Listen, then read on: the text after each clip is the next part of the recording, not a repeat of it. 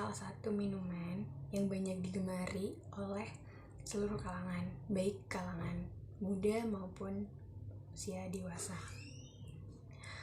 Kopi sendiri banyak beraneka ragam.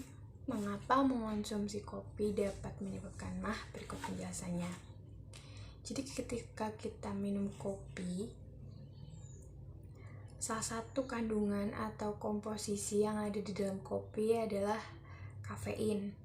Kafein ini ialah zat asam atau asam klorida atau HCl. Mengonsumsi kopi secara berlebihan, apalagi dalam keadaan perut kosong, itu sangat berpengaruh dan dapat menyebabkan mah. Karena kafein yang di dalam kopi apabila terminum dan diminum secara berlebihan, mengonsumsi kopi dalam jumlah yang berlebihan itu juga membuat kafein yang ikut larut di dalam tubuh dalam jumlah yang banyak. Jadi kafein tersebut dapat menghambat proses kinerja lambung. Saya lanjutkan untuk kotak keempat sampai kotak keenam, lanjutan dari kotak pertama sampai ketiga yang sudah disampaikan teman saya. Untuk poin yang keempat, kita ada zat asam kafein yang bekerja dalam lambung. Tentu saja zat asam kafein akan masuk ke dalam lambung dan tentunya akan dicerna juga oleh lambung. Dan lambung akan menyaring zat kafein tersebut, zat asam dalam kafein tersebut untuk bisa diteruskan ke dalam organ pencernaan selanjutnya, yaitu usus halus. Dengan catatan, lambung dapat bekerja dengan baik dan tidak menampung kafein secara berlebihan. Untuk poin yang kelima, kita ada lambung tidak dapat berfungsi dengan baik. Apa hubungannya zat asam kafein yang bekerja dalam lambung tadi berdampak lambung dapat rusak alias tidak dapat bekerja dengan baik? Perlu kita ketahui, jika kita terpaksa meminum kopi dalam jumlah berlebihan dan mengandung kafein yang cukup banyak, tentu lambung tidak akan dapat berfungsi dengan baik karena menampung kafein yang cukup besar. Karena lambung juga mempunyai kriteria sendiri dalam menampung suatu zat, termasuk zat asam dalam kafein yang ada dalam kopi. Jadi sebaiknya ketika kita minum kopi, minumlah dengan yang mengandung zat kafein atau zat asam yang aman agar kita tidak mengalami sakit ketika minum kopi, karena lambung yang tidak dapat bekerja dengan baik tentu akan menimbulkan rasa sakit ketika kita sudah merasa meminum kopi terlalu berlebihan. Jadi sebaiknya kita harus cerdas dalam meminum kopi dan memilih kandungan kafein yang tidak terlalu banyak, cukup agar lambung dapat berfungsi dengan baik dan tidak rusak.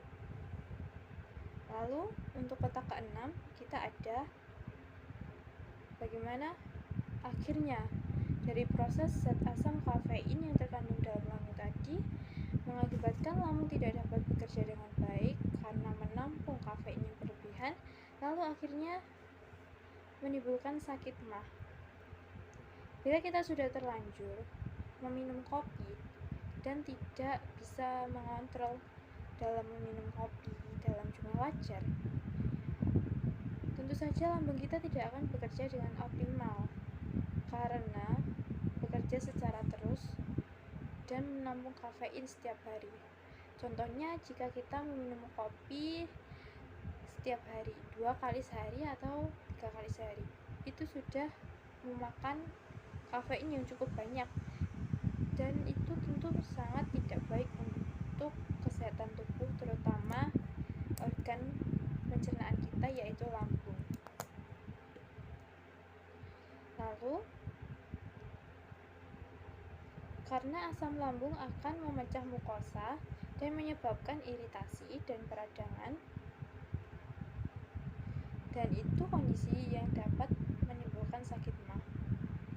Biasanya MAH itu gejalanya nyeri perut bagian atas, mual dan muntah, tidak nafsu makan, dan lain sebagainya. Namun terkadang tidak ada gejalanya juga, tergantung dari orang yang mengonsumsi kopi tersebut.